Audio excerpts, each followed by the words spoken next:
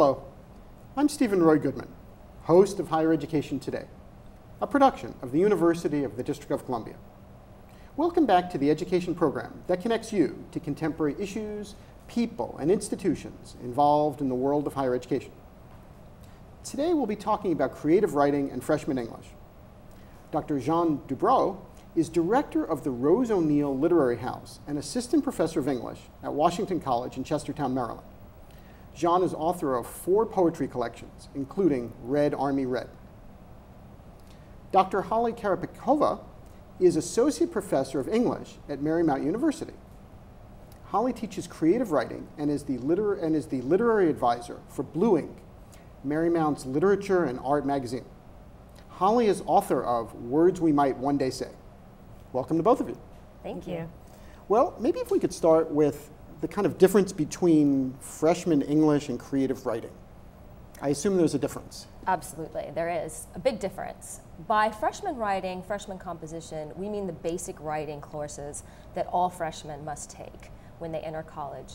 Those courses teach expository writing, argumentative writing, the kinds of academic writing students will need throughout their college career, and the kind of practical writing that the students will need throughout their lives. Creative writing, on the other hand, refers to genres of poetry, fiction, nonfiction, drama, the kinds of writing where we tend to think more artistically, we tend to express ourselves more personally. It's a very different form of writing. But what about a student then who views himself or herself as being somewhat creative, and they come to a university and they're required to then take a less creative course? How do they deal with that? Well, I know at Washington College, one of the messages we always give to students is good writing is good writing. So of course, even if a student eventually decides or is encouraged to take a creative writing class, every student in the college is also being asked to learn the basics of good expository prose. So how to make an argument, how to interact with text, how to make sure that everything you say is supported with evidence from the text. And then, of course, once they have those basics under their belt, then they can take a creative writing class. And especially if they're taking work in other departments, their creative writing can then be informed or shaped by maybe their studies in philosophy or in the sciences. Well, you mentioned the word, Jehanne, a second ago, good. Yeah. I wonder, how would you define good writing? Well, I know in my classes, I lay out a series of criteria that I'm hoping to see from my students.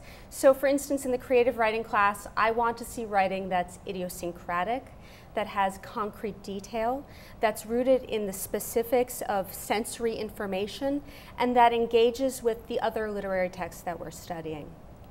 Holly, do you have a thought or two about that? Absolutely, and I think there are many, many connections between all forms of writing, whether it be creative or more academic kinds of writing, more practical, worldly kinds of writing.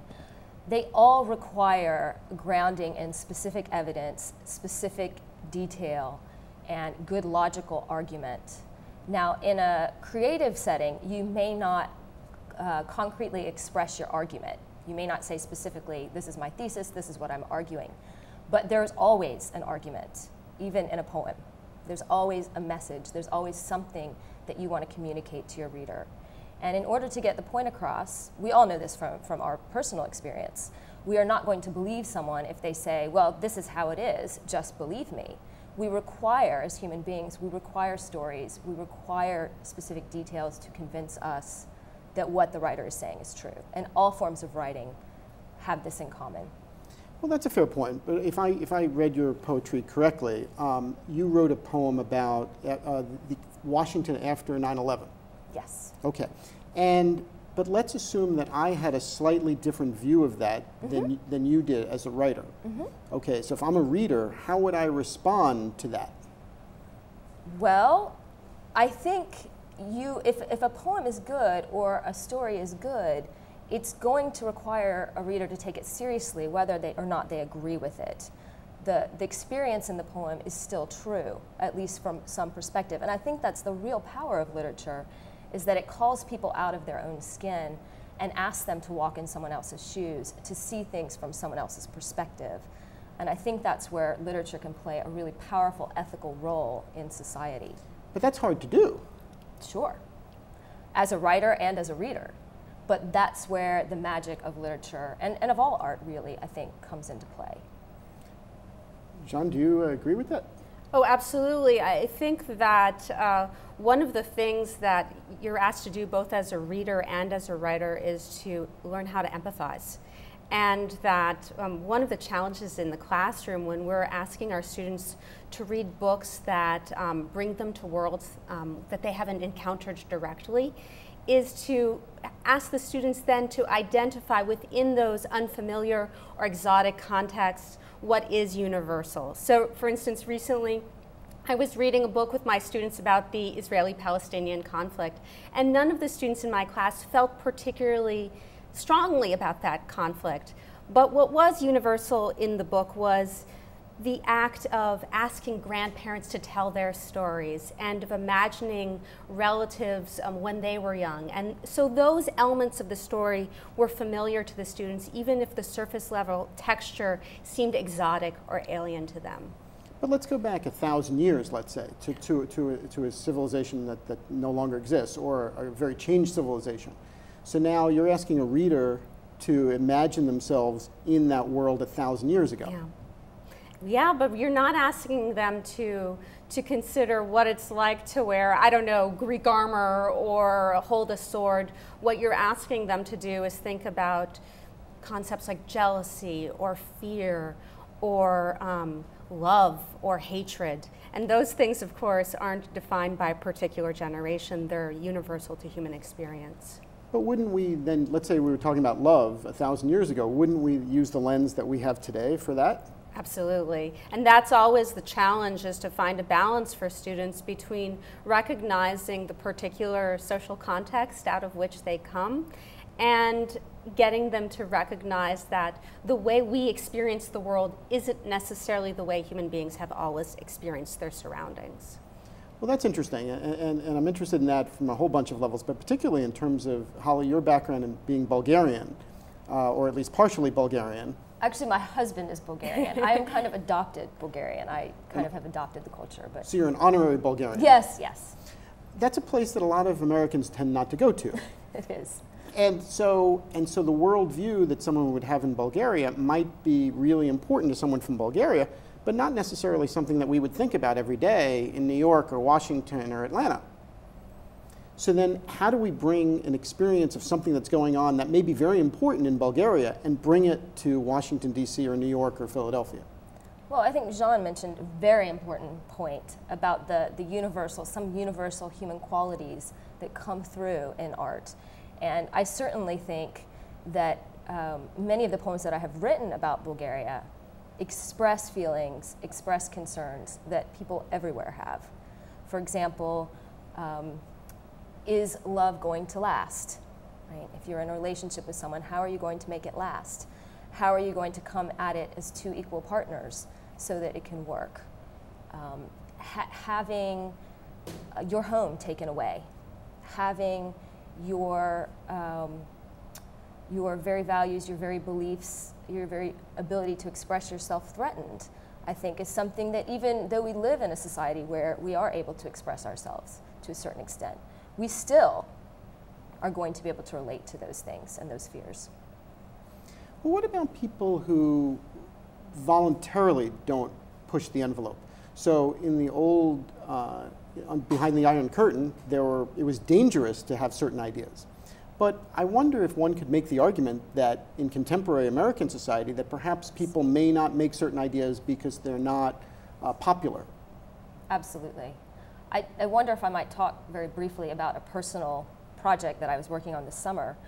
I grew up in the 1980s in Atlanta in a very racial environment, a very racist environment.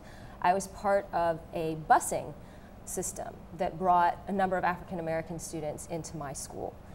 And I have carried this experience with me for many, many years, not really even thinking about it as something to write about, in part because I don't know or haven't seen a lot of white writers writing about race.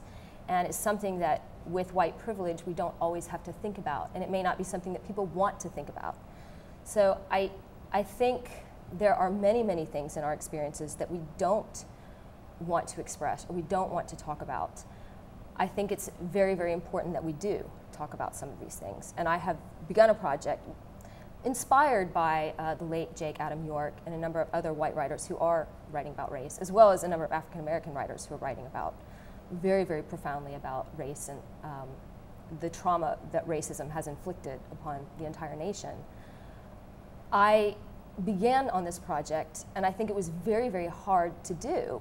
And I am still awaiting critical reception. I'm still waiting to see if people will publish the poems, how people will read them, because it is something that people do not want to think about and do not want to be confronted with.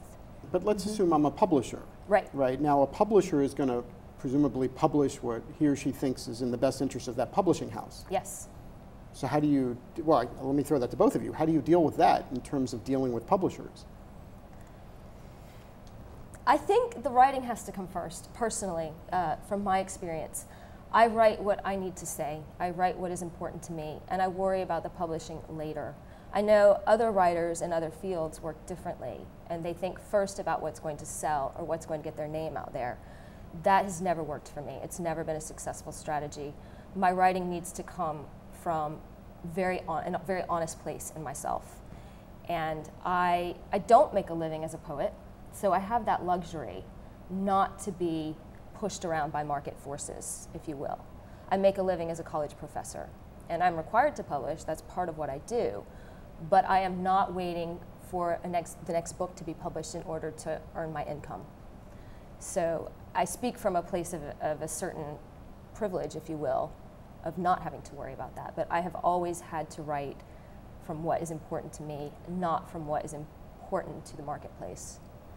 When you're a working writer, you start to learn very quickly when you start sending out work what subject matters publishers are comfortable with and which ones they want to shy away from.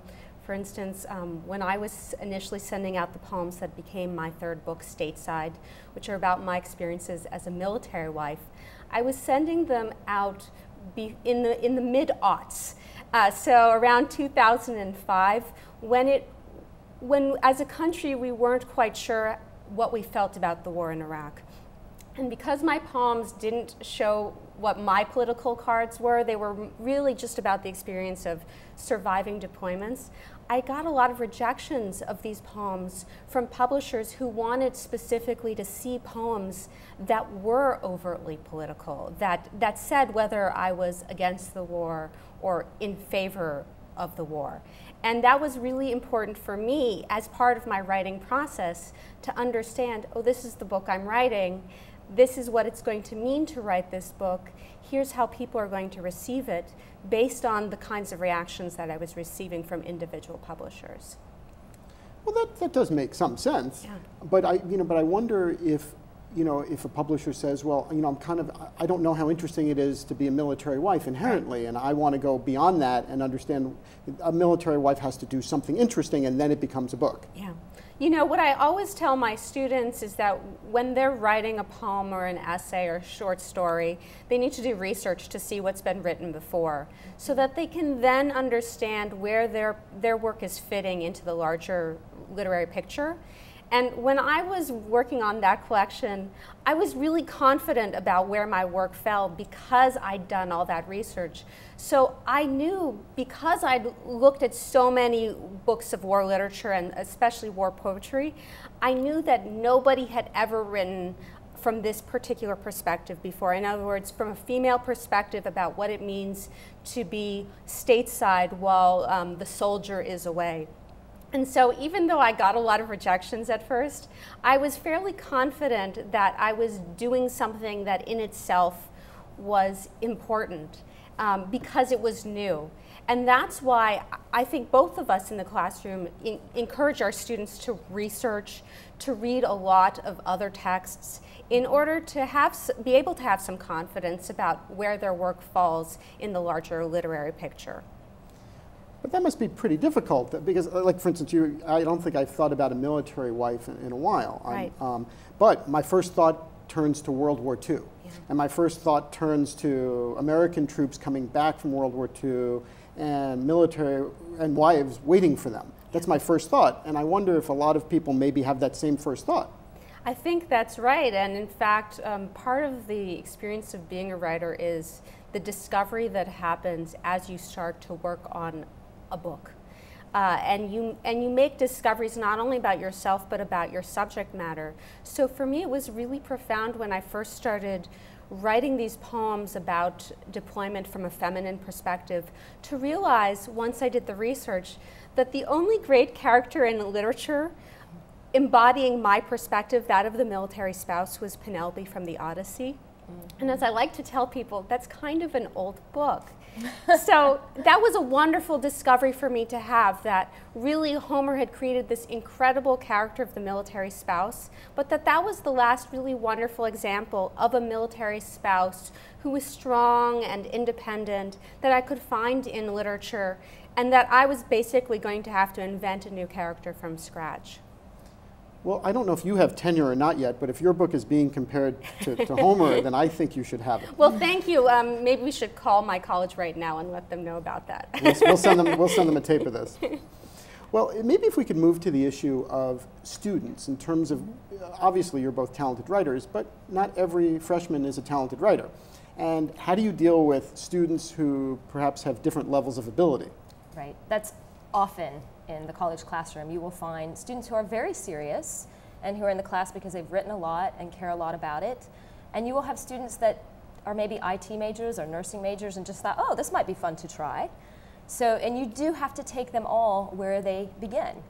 And you have to take them all at their level. I think one of the main things that I try to do, first and foremost in a creative writing classroom, is to create a safe space for everyone and for all levels of ability, and to create a tremendous amount of respect for one another and for all of the work that is coming out. And I find that setting that kind of tone ensures that everyone has a successful, positive experience in the class. We also spend a lot of time talking about giving good feedback, and good feedback is positive and points out specifically what is working well in a piece, and also offers some constructive, helpful criticism. No writer can move forward with just praise. So we need both. We need to know what we're doing well and what we're not doing well. And I think once students have a better grasp of how to give feedback, even the ones who don't have a lot of experience are often able to give more experienced writers feedback as well. What about, can other students help in that regard? Yeah, creative writing classes are run as a workshop. So everybody gives feedback to everybody else. Yes. But how do we know that the student who's giving the feedback really knows what he or she is talking about? Sometimes they don't. And that's where you rely on the other members of the workshop to say, wait a second, I actually thought that was okay. Or I don't want to see that change. And if necessary, that's where the professor sort of can step in and say, let's wait a minute, let's see if this is really what this piece needs. Yeah, a big component of the creative writing class is helping students to develop taste.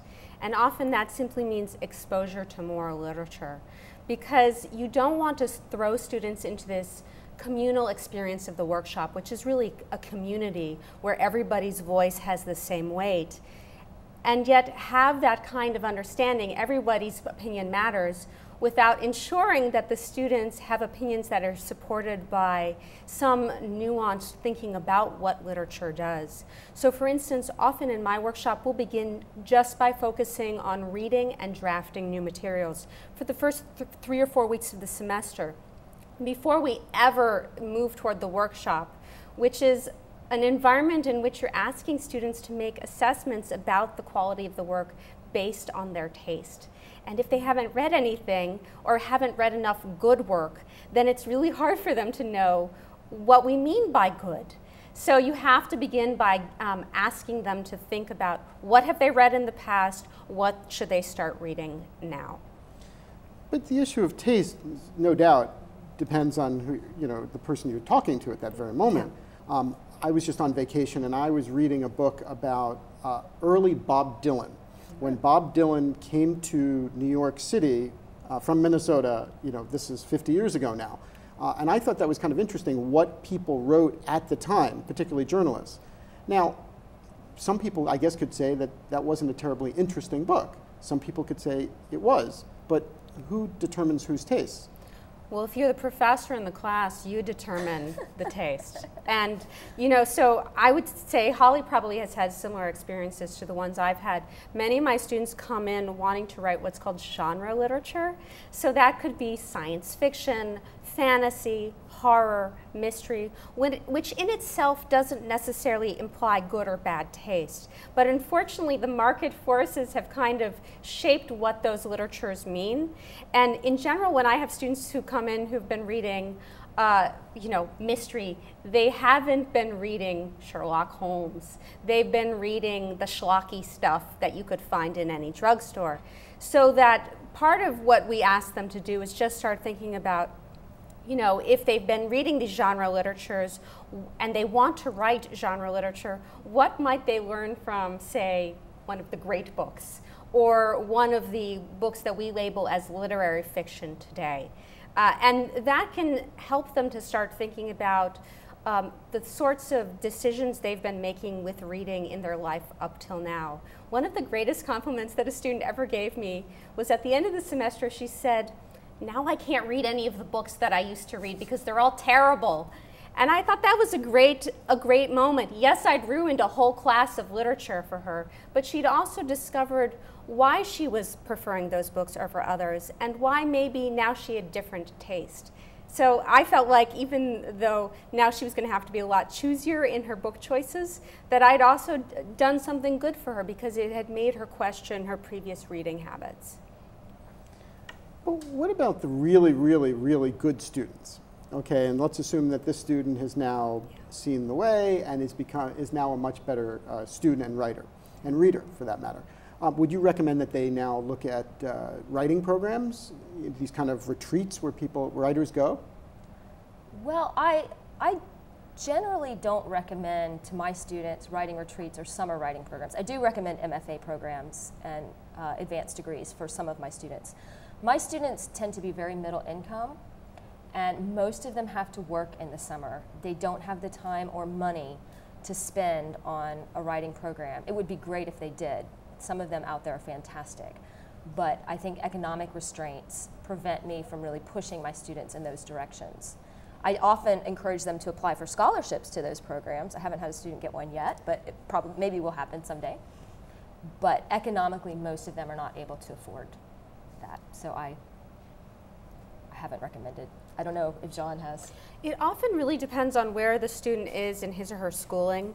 So one of the great lessons you have to teach in the creative writing classroom is patience. And you have to encourage students to take pleasure in every tiny little achievement, because becoming a professional writer is about all these little baby steps toward that first publication, and maybe eventually toward that first book, and then toward that second book. So the first thing I want to do with freshman creative writers is put the brakes on them and just ask them to take pleasure in the process of drafting new materials and discovering new writers. As they're getting closer to being seniors, that's when you start to encourage them to think about ways to take their writing further. And if they're specifically interested in creative writing, that can often mean something like a master's program. And now for students who know that they're not going to be able to give up full-time jobs, the Low-Residency MFA has become a great option, because that's an MFA program where most of your work is done through long distance by email correspondence and by other internet forms of technology. And that can be a great option for people who can't uproot their lives and move to a different part of the country and just be in class all day. So that's a really good way to ask students to start thinking about where they want to be with their writing in the future. But so much of being a creative writing professor, especially when you're working with undergraduates, is encouraging them to develop the art of patience and of dedication and diligence. Well, speaking of diligence, we only have a minute or two left. So any last minute advice either of you would have for someone perhaps who's not necessarily in your classes, but maybe a working adult who might be going to school and wants to start working on his or her writing? I have some excellent advice that I need to take myself. I'm going to feel a little bit like a hypocrite here. Write every day. carve out some period of time, whether it be a half hour, if that's all you can spare, an hour or two is ideal. Every single day, preferably the same time of day, sit down and write. If you don't have anything that you're working on at the moment, there are many, many books of wonderful exercises. You can get yourself going, but it's really important to get in the habit of writing every day. And practice and diligence, as we've said, is what is really going to get you to the next level. We talked about reading as well. Reading things that you want to write, things that you aspire to write, I think is extremely important. That's where I draw my inspiration. I read the poets I love and the work that I love, and I read what I want to write. I would say subscribe to a current literary journal, especially if you're eager to publish in the future. And look for creative writing opportunities in the community. So for instance, in the DC area, we have the Writers Center in Bethesda, which is workshops for community members. Fair enough. Well, thank you both. Thank you. Thank you. If you would like additional information about Jehanne Dubrow or Halle Karapetkova, please visit JehanneDubrow.com or Karapetkova.com. If you have comments or suggestions about higher education today, please send an email to our viewer mailbox at highereducationtoday@topcolleges.com. Thank you for watching. We will continue to bring you quality discussions about important matters in today's college and university world. Please join me again for another edition of Higher Education Today. I'm Steven Roy Goodman, and you've been watching Higher Education Today.